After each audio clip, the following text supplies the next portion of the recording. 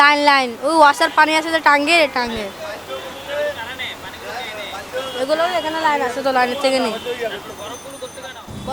গত কয়েকদিন ধরে তাপপ্রবাহে জনজীবন দুর্বিষহ হয়ে উঠেছে। প্রখর রোদে আর তীব্র গরমে অতিষ্ঠ হয়ে স্বাভাবিক কাজকর্ম করতে পারছে না মানুষ। তাই তারা স্বস্তি খোঁজার চেষ্টা করছে ফুটপাতের শরবতে। গরম বাড়ার সঙ্গে সঙ্গে শরবতের চাহিদা বাড়ায় বিভিন্ন সড়কে গড়ে উঠেছে ভ্রাম্যমাণ শরবতের দোকান। দিন দিন যেন এর সংখ্যা আরও বাড়ছে। তৃষ্ণা মেটানোর জন্য এইসব দোকানে ভিড় করছে রিকশাওয়ালা, দিনমজুর ও পথচারীরা। রেগুলার ইদারিং গরম যতদিন পড়তেছে ততদিন রোডে যখন আসি ঘামাই যায়, বেশি ক্লান্ত লাগে, এই কারণে একটু ঠান্ডা খাইলে মনটা একটু হয় আর কি। গরম থেকে বাঁচতে, সাময়িক স্বস্তি পেতে স্বল্প আয়ের মানুষ এসব শরবতে ঝুঁকে পড়েছে। এখানে রিস্কওয়ালারা অনেকজনে বেশি খায় আর কি, রিস্কওয়ালারা আর এমনি মানুষ সবাই পাবলিকটা খায় আর কি। ক্ষতিকর নানা উৎপাদন দিয়ে তৈরি করা এই মুখরোচক এইসব শরবত স্বাস্থ্যসম্মত নয়, তা বেশিরভাগ মানুষই জানে না।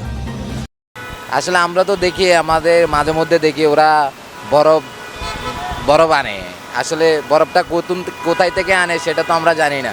পানিগুলা ওই যে দেখা যাচ্ছে যে একটা ড্যারাম ওইখান থেকে নেই, ওইখানে পুরাই আর কি। পথের পাশে বাহারি শরবতের স্বাস্থ্য ঝুঁকি আসলে কতটা?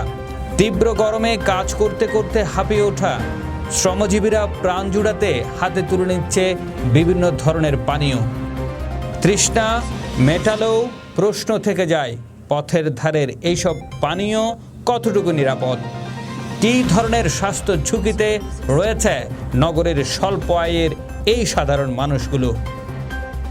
বিক্রেতারা ফিল্টারের পানি ব্যবহার করছে বলছে। আমরা মিডিয়াতে প্রায় সময় দেখি এইসব পানি ব্যবসায়ীরা সরাসরি ওয়াসার ট্যাপের পানি জারে ঢুকিয়ে ফিল্টারের পানি বলে ব্যবহার করছে। তাই এগুলোর মানও প্রকৃতপক্ষে ভালো না। ওই এখানে লাইনের পানি লাইন ওই ওয়াসার পানি আছে যে টাঙ্গে এগুলো এখানে লাইন আছে তো লাইনের থেকে নেই। বরফ থেকে বাসার বরফ, এই গোল বরফ বাসায় মানে ডিপ ফ্রিজ আছে তো ফ্রিজে বানাই দিই আমরা। এগুলো আমাদের ঘর থেকে আনি, ওয়াসার ডাইরেক্ট। হ্যাঁ, এগুলা ওদের ডিপের পানি, হ্যাঁ ওয়াসার পানি আর কি। ওয়াসার বরফগুলো সুমরি থেকে আনি। পথের পাশে বিক্রি করা পানীয় স্বাস্থ্য ঝুঁকি নিয়ে জনস্বাস্থ্য বিশেষজ্ঞরা বলছে, এই অনিরাপদ পানি বা বরফ দিয়ে বানানো শরবতগুলো খাওয়ার ফলে পানিবাহিত রোগ যেমন টাইফয়েড, জন্ডিস, হ্যাপাটাইটিসের মতো রোগগুলো ছড়াতে থাকে। এছাড়া ফুড পয়জনিং, বমির মতো হতে পারে। গরমের সময় কিন্তু এই অসুখগুলো বেড়ে যায়। আর যারা রিক্সা চালান বা কায়িক শ্রমের কাজ করেন, তারা নিরাপদ পানিতে ওর স্যালাইন দিয়ে যেন পান করেন। এতে শরীর থেকে যেই লবণ বের হয়ে যাচ্ছে তার পরিপূরক হিসেবে কাজ করবে এবং অসুস্থতা থেকে আমাদের রক্ষা করবে।